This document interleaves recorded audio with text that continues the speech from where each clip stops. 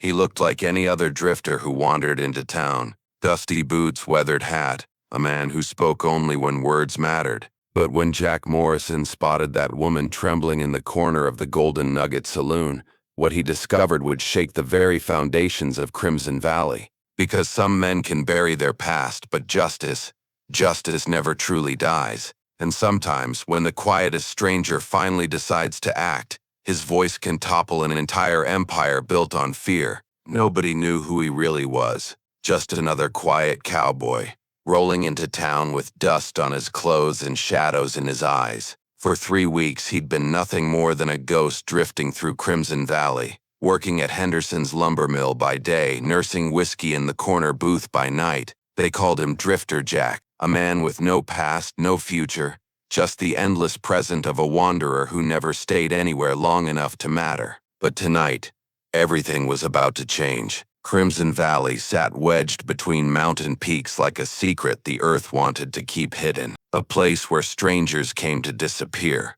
where questions weren't asked and answers weren't given. The kind of town that attracted 3 types of people: gold seekers chasing dreams, outlaws running from the law, and broken souls escaping their past. Jack Morrison fell into all 3 categories, though nobody in town knew it yet. The Golden Nugget buzzed with its usual evening crowd. Miners fresh from the hills, cowboys counting their pay, merchants settling their accounts. Piano music drifted through tobacco smoke while poker chips clicked against worn wooden tables. Jack sat in his customary corner, watching everything while appearing to notice nothing, a skill he'd perfected over years of staying invisible. That's when she walked in. Golden hair cascaded over trembling shoulders, blue eyes darting around the room like a hunted deer. She was beautiful, but her beauty was overshadowed by something far more compelling: fear. Raw, desperate fear that made every muscle in her body tense, every breath shallow and quick. She chose a table near the bar, far from the crowd, close to the back exit, the kind of positioning a person learned when running became second nature. Jack's instincts, honed by years of reading danger, immediately sharpened. This woman wasn't just nervous, she was terrified. And in his experience, when someone that's scared ended up in a place like this, trouble usually followed close behind. He was right. The saloon doors burst open with enough force to rattle the windows. 3 men strode in, their spurs jangling an ominous rhythm against the wooden floor. The leader, Miner's tall, broad-shouldered, with dark hair and cruel eyes, scanned the room until his gaze locked onto the blonde woman. His smile was the kind that made decent people look away. Well, Elena." His voice cut through the noise like a blade. "Running away from your wedding day. That's not very ladylike." Elena Rosewood pressed herself back in her chair, hands gripping the table so tight her knuckles went white. "Marcus, please. I told you I won't marry you. Find someone else." Marcus Grimm laughed, but there was no humor in it. "Someone else? Sweetheart, your daddy owed me $30,000 when he died. That debt didn't die with him. It passed to you. And there's only one way you're gonna pay it off." The saloon had gone quiet. Conversations died mid-sentence. Cards remained unplayed. Drinks sat untouched. Everyone sensed the electricity in the air, the promise of violence that surrounded Marcus Grimm like a storm cloud. In Crimson Valley, when Marcus spoke, smart people listened and kept their mouths shut. But Jack Morrison had never been accused of being smart. Lady said no. The words came from the corner booth, calm and steady as mountain stone. Every head in the saloon turned toward the stranger who'd just signed his own death warrant. Marcus pivoted, his hand already drifting toward his gun. "Excuse me?" Jack stood slowly, his movements fluid and controlled. "You heard her. She said no. Seems pretty clear to me." The 2 men accompanying Marcus, Pike Stevens and Dutch Muller, flanked their boss, hands hovering over their weapons. Jack recognized the type immediately: hired guns who killed for money and enjoyed their work. The kind of men who gave the West its reputation for violence. "You must be new here, stranger," Marcus said, taking a step forward. Let me educate you about how things work in my town. That woman belongs to me. Her daddy's debt makes her my property. And nobody, absolutely nobody, interferes with my property. Property. Jack's voice carried a dangerous edge that made several patrons inch toward the door. Last I checked, people weren't for sale anymore. Something about a war settled that question. Marcus's face flushed red. You got a smart mouth, Drifter. In this town, smart mouths get people killed. Funny thing about threats, Jack replied, still not moving toward his gun. They only work if the person you're threatening gives a damn about dying. The standoff stretched like a held breath. 30 seconds that felt like an hour. Elena watched in horror as this stranger, this man she'd never even spoken to, prepared to risk his life for her. Marcus sized up his opponent, noting the worn gun belt, the relaxed stance, the steady eyes that never blinked. Something about this drifter made him hesitate. This ain't over, Marcus finally said, backing toward the door. Elena, you got 24 hours to come to your senses. After that, I come collecting. And next time, your knight in shining armor might not be around to save you. After the three men left, the saloon gradually returned to life. Conversations resumed in hushed tones, drinks were drained quickly, and more than a few patrons decided they had somewhere else to be. Elena remained frozen at her table until Jack approached. You all right, miss? She looked up at him with eyes full of gratitude and terror. Thank you, but you don't understand what you've done. Marcus Grimm owns this town. The sheriff, the judge, the mayor, they're all in his pocket. He'll kill you for what just happened. Jack pulled out the chair across from her. Mind if I sit? Seems like you could use someone to talk to. Elena nodded, still shaking. I'm Elena Rosewood, and you just made the most powerful man in 3 counties your enemy. Jack Morrison. And I've had worse enemies. Something in his tone made Elena study his face more carefully. This wasn't just some drifting cowboy. There was intelligence in his eyes, calculation behind his calm exterior. Who are you really? Right now? I'm just a man who doesn't like seeing women threatened. He leaned forward. Tell me about this debt. Elena's story spilled out like water through a broken dam. Her father's struggling ranch, the loans from Marcus Grimm at impossible interest rates, the mysterious illness that took her father just as the debt came due. How Marcus had shown up at the funeral with legal papers and a marriage proposal that wasn't really a proposal at all. $30,000, she whispered. More money than I'll see in 10 lifetimes. He says marriage is the only way to settle it. But I know what kind of man he is. Women who cross Marcus Grimm, they disappear. Jack listened without interrupting, filing away every detail. This wasn't just about one woman's debt. This was about a system of corruption that had turned an entire town into one man's personal kingdom. The kind of system he'd spent years learning to dismantle. What if I told you there might be another way? Jack said quietly. Elena's eyes widened. What do you mean? I mean, Marcus Grimm isn't as untouchable as he thinks. Every tyrant has weaknesses. We just need to find his. From across the saloon, bartender Murphy O'Malley watched the conversation with growing concern. In 30 years of serving drinks in frontier towns, he'd seen this scenario play out dozens of times. A stranger arrives, tries to play hero, ends up face down in the dirt before the week's out. But something about this Jack Morrison seemed different. Something that made Murphy think maybe, just maybe, this time might end differently. Elena was shaking her head. You don't understand. Marcus has money, power, connections. He owns the bank, controls the cattle trade, has judges and politicians in his pocket across 3 states. What could one man possibly do against all that? Jack smiled, and for the first time since entering the saloon he looked genuinely amused. You'd be surprised what one man can do when he knows what he's fighting for. Outside, storm clouds were gathering over the mountains.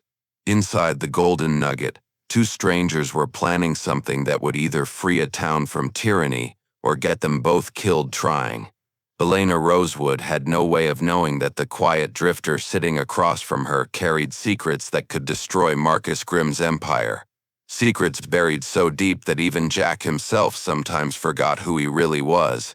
But Marcus Grimm was about to find out.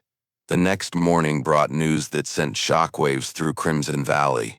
Dutch Muller, one of Marcus's most trusted men, had been found dead behind the Silver Dollar Hotel. Shot once through the heart, clean and professional. No witnesses, no evidence, no clues.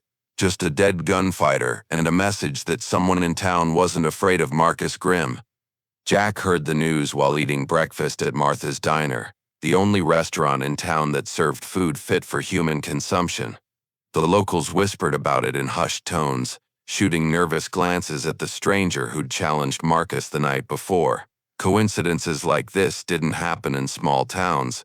"Heard about Dutch," came a voice from behind him. Jack turned to see Sheriff Tom Davidson sliding into the opposite booth. Davidson was in his 50s, gray-haired and tired-looking, with the kind of worn-down expression that came from years of compromising his principles for the sake of peace. "Terrible thing," Jack replied neutrally. "Funny timing, though. Man challenges Marcus Grimm one night. Marcus's gun hand turns up dead the next morning." Jack met the sheriff's eyes steadily. "You saying I had something to do with it?" Davidson studied him for a long moment. "I'm saying a smart man would be very careful about the kind of enemies he makes in this town. Marcus Grimm has a long memory and a short temper." "Good to know." Jack returned to his eggs. "Anything else, Sheriff?" "Yeah. Stay away from Elena Rosewood. Girl's got enough trouble without adding a stranger's blood to her conscience." After Davidson left, Jack finished his breakfast in silence. Dutch Muller's death had been convenient. Too convenient. Someone else was playing this game. Someone who wanted Marcus weakened but didn't want to show their hand. The question was whether this unknown ally was helping Jack's cause or pursuing their own agenda. That afternoon, Jack made his way to the town's small library, housed in the back room of the general store. If he was going to take down Marcus Grimm, he needed information, legal documents, property records, anything that might reveal cracks in the man's seemingly impenetrable armor. The librarian, a sharp-eyed woman named Mrs. Henderson, watched him suspiciously as he requested records going back 10 years. "Research for what?" she asked. "I'm thinking about investing in local real estate," Jack lied smoothly. "Want to understand the market." What he found in those dusty ledgers made his blood run cold. Over the past decade, Marcus Grimm had systematically acquired nearly every piece of valuable land in the county. Ranches, mining claims, water rights, all transferred to Grimm ownership through a pattern of suspicious loans, foreclosures, and mysterious accidents that befell anyone who refused to sell. The Rosewood Ranch was just the latest in a long list of properties that had fallen into Marcus's hands through questionable means. But Elena's case was different. She wasn't just losing her land. She was being forced into marriage to secure it, which meant Marcus wanted something more than property. He wanted legitimacy, a respectable wife to clean up his reputation and give him access to higher society. Jack was so absorbed in the records that he almost missed the soft footsteps approaching from behind. Almost. Years of staying alive in dangerous places had taught him to trust his instincts, and right now those instincts were screaming danger. He spun around just as Pike Stevens brought a blackjack down toward his skull. Jack rolled sideways, the weapon whistling past his ear to crash into the desk where his head had been. Books scattered, papers flew, and Mrs. Henderson screamed. Pike was fast, but Jack was faster. Before the gunman could recover his balance, Jack drove an elbow into his solar plexus, doubling him over. A knee to the face sent Pike sprawling backward into a bookshelf, blood streaming from his broken nose. "You son of a bitch," Pike gasped, reaching for his gun. Jack's Colt appeared in his hand as if by magic, the barrel pressing against Pike's forehead before the man could clear leather. "I wouldn't." Pike froze, eyes wide with sudden understanding. This wasn't some lucky drifter who'd gotten the drop on him. This was a professional. The kind of man who killed people for a living and never lost a moment's sleep over it. Now then, Jack said conversationally, let's talk about why Marcus sent you to crack my skull. Go to hell. Jack cocked the hammer.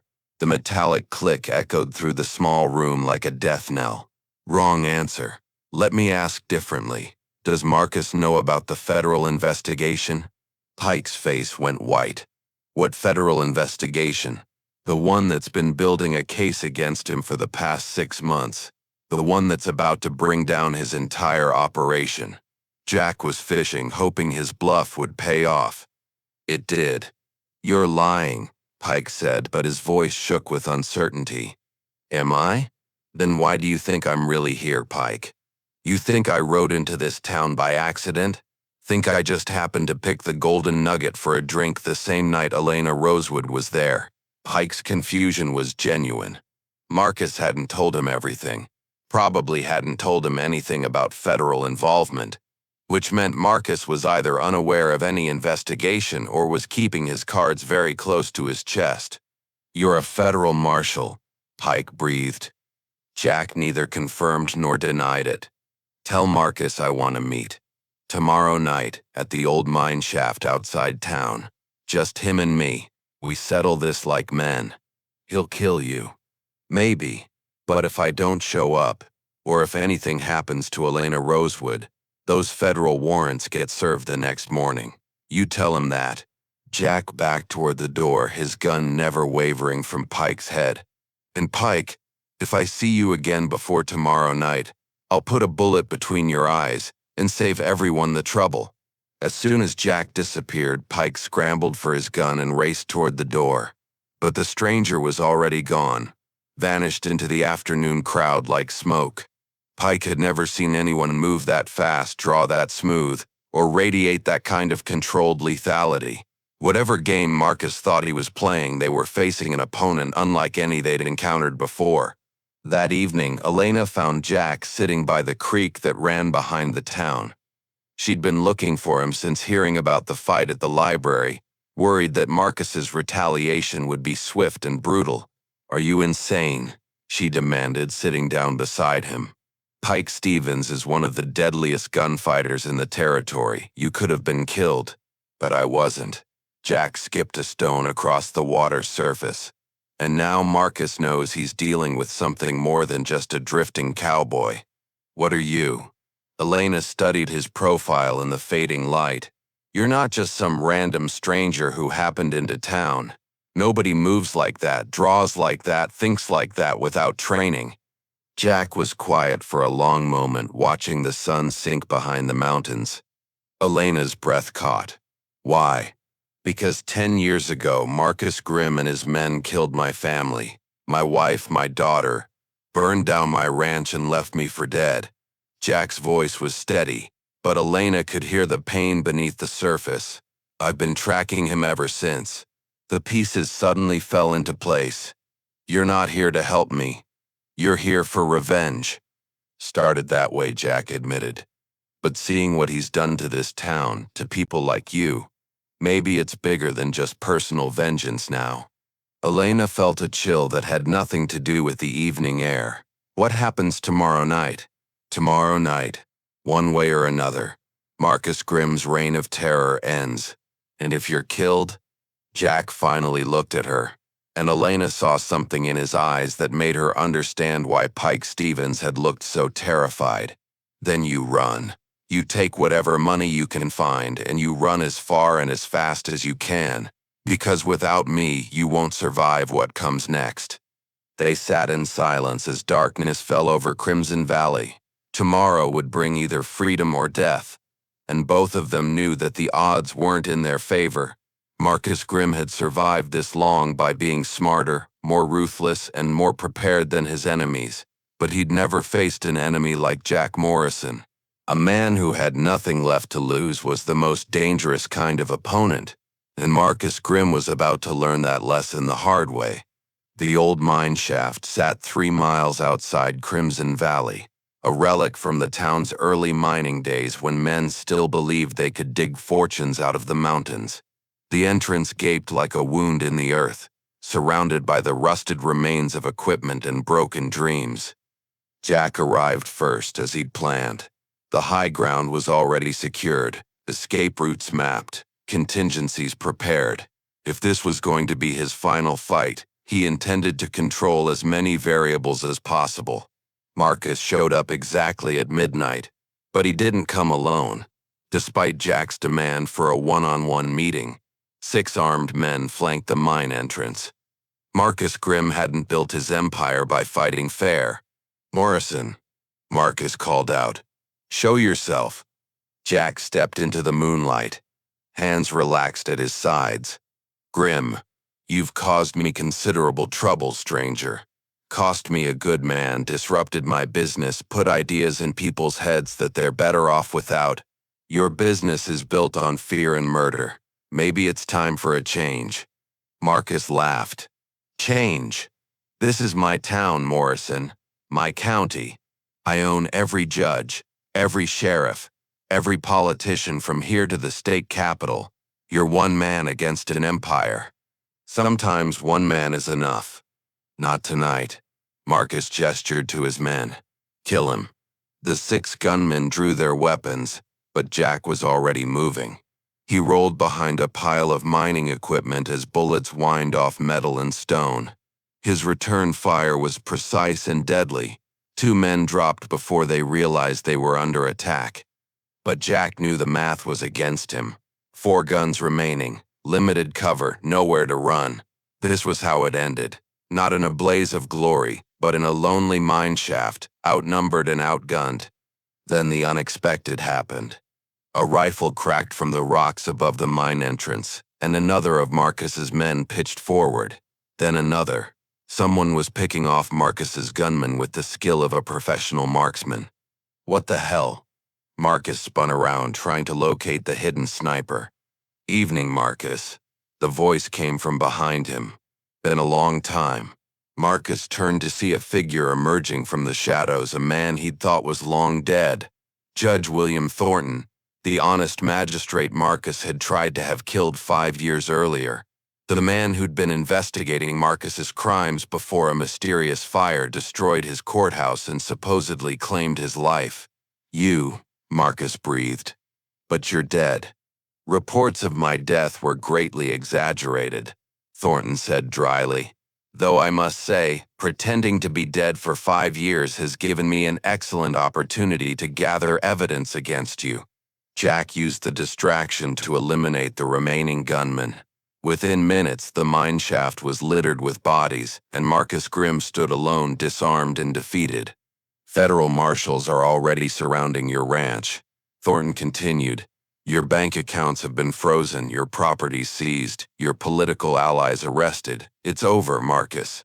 Marcus looked between Jack and Thornton, his empire crumbling around him in real time. "This was planned. You set me up." "Justice has a way of finding men like you," Jack said simply. "Sometimes it just needs a little help." As the federal marshals emerged from concealment to take Marcus into custody, Judge Thornton approached Jack. "Thank you for drawing him out. We needed him to incriminate himself, and your presence forced him to act rashly. What happens now?" "Now he stands trial for his crimes. All of them. The people of Crimson Valley will finally be free." 3 months later, Jack Morrison stood on the porch of Elena Rosewood's ranch, watching the sunrise paint the mountains gold. The federal trial had been swift and decisive. Marcus Grimm was serving life in territorial prison, his criminal organization dismantled, his stolen properties returned to their rightful owners. Elena appeared beside him, carrying 2 cups of coffee. She'd inherited not just her father's ranch, but the strength and determination that had built it from nothing. "The town council wants to make you sheriff," she said, offering him a cup. "I heard." "What did you tell them?" "That they should ask you themselves." Elena smiled. "But I also told them you might not be interested in staying." Jack sipped his coffee. Considering, he'd spent 10 years hunting Marcus Grimm, driven by revenge and a need for justice. Now that chapter was closed, and he found himself facing a question he'd never expected to confront. What came next? There are other towns, he said finally. Other men like Marcus who think power gives them the right to destroy innocent lives. There are, Elena agreed. But there's also this place. These people. A chance to build something instead of just tearing down what already exists. Jack looked at her, seeing not just the frightened woman from the saloon, but a strong, capable person who'd survived the worst kind of adversity and emerged stronger for it. And what about you? What do you want? Elena's smile was answer enough. 6 months later, Sheriff Jack Morrison patrolled the streets of a transformed Crimson Valley. The town that had once cowered under Marcus Grimm's tyranny now thrived as a legitimate community where the law applied equally to everyone. New businesses opened, families moved in, and children played in streets that had once been empty after dark. But sometimes, late at night when the town was quiet, Jack would look toward the mountains and think about other places where justice needed a helping hand. Other Elena Rosewoods who needed someone willing to stand up to the bullies and tyrants of the world. Because evil never truly disappeared. It just moved to new places and found new victims. And someone had to be ready to meet it when it did. Sometimes that someone was a quiet stranger who rode into town with dust on his boots and justice in his heart. Sometimes it was a man willing to risk everything for people he'd never met, simply because it was the right thing to do. And sometimes, when the odds seemed impossible and hope was almost gone, that was exactly enough to change the world. Justice, Jack had learned, wasn't about badges or courtrooms or federal marshals. It was about ordinary people choosing to do extraordinary things when circumstances demanded it. It was about refusing to let fear win, even when fear seemed like the only rational response. As he walked his evening rounds through the peaceful streets of Crimson Valley, Sheriff Jack Morrison smiled. Tomorrow would bring new challenges, new threats, new opportunities to choose between what was easy and what was right. He looked forward to it.